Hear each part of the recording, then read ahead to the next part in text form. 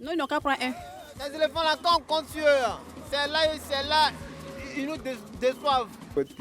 Moi j'ai joué par là. On ne va pas perdre. Amen. On l'a tué, ça est 10-0. Bon, ils pensent que 1-0, ça fait plus mal. On va les gagner, éliminer, moraliser, conscientiser. Ibeyo, rien ne peut nous arrêter. Côte d'Ivoire, Ibeyo. Bon, il faut une volonté, hein. Vous savez, il faut une volonté. Quand on décide de faire quelque chose, il faut y mettre la volonté.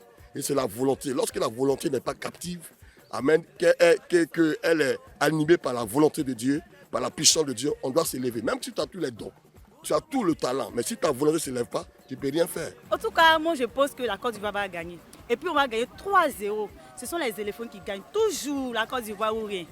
C'est la victoire de la Côte d'Ivoire demain. On va faire le show, les shows. Déjà pour le match contre les Seychelles, bon, c'est chez nous. Hein, voilà.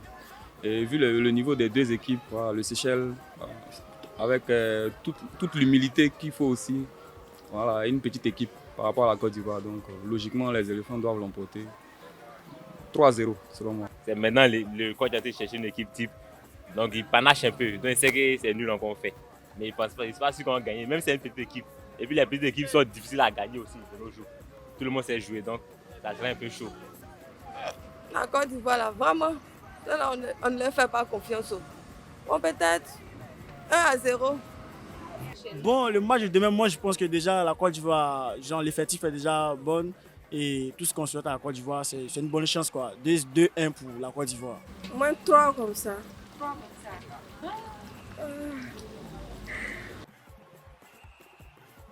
La Gambie. Bon, ils vont perdre. La Côte d'Ivoire va perdre. On ne dit jamais non, la Côte d'Ivoire là, eux là. Maximum c'est peut-être c'est 2-1, eux c'est comme ça. On dit quoi, la Gambie, non? Un but, 3-1 par exemple. Parce que moi je vois. Rien ne peut nous arrêter.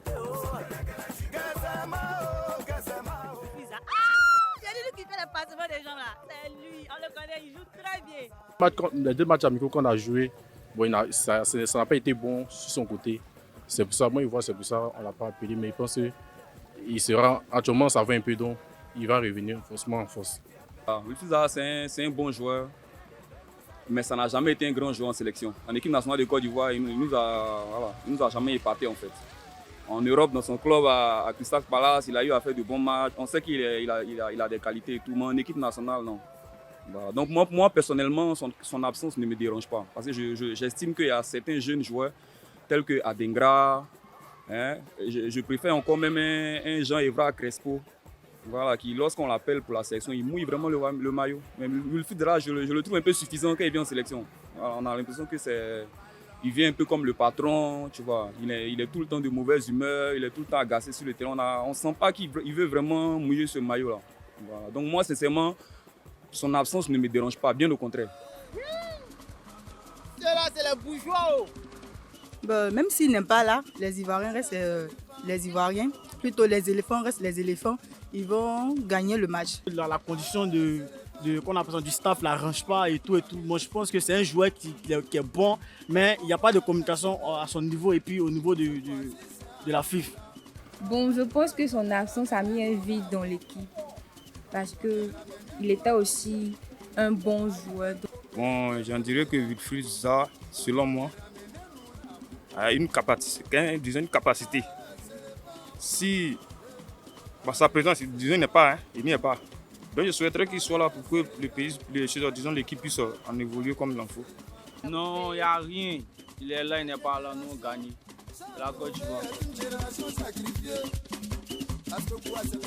Moi, je souhaite que Drogba revienne encore. Bon, il n'y a pas un serial killer. Quand je dis serial killer, je parle d'un attaquant. C'est vrai, comment on appelle, à l'heure, il est là, mais je ne le sens pas trop. Il n'est pas dynamique, il n'est pas... Il ne faudrait pas toujours qu'un attaquant attende la balle des autres. Il faudrait que lui-même il parte chercher la balle et puis sache faire la différence. Donc je pense que actuellement, la Côte d'Ivoire manque d'un serial killer. Comme exemple, André Drogba Didier. Le football est difficile, c'est dur, hein? Ah, d'accord. Parce qu'à l'heure là, il remplace Drogba. Maintenant, il y a le numéro 22 là. Lui peut remplacer Gervinho. Tu vois un peu, non? C'est ça. C'est Drogba qui manque. C'est un finisseur qui manque, un Drogba qui manque. Vous savez, Drogba, il n'est pas trop technique, mais c'est un finisseur. Quand il a la balle au pied, il marque. Et c'est ce qu'on veut. Et on a besoin de Drogba, ça nous manque quand même. Mais je pense que dans les temps à venir, Dieu va amener des vedettes, Dieu va amener des personnes qui pourront réellement avoir être ce type de joueur. En tout cas, on allait dire un meneur de jeu. Mais là, avec le retour de Jérémy Boga, je pense que lui, il peut bien jouer ce rôle-là. Parce qu'on a de bons milieux de terrain, mais on n'a pas de milieu de terrain meneur de jeu qui est capable de prendre le ballon et puis créer du jeu, quoi. Donc peut-être que si on titularise Jérémy Boga, ça pourrait nous aider. Bon, j'ai vu nous qui courent pour donner le ballon à l'autre.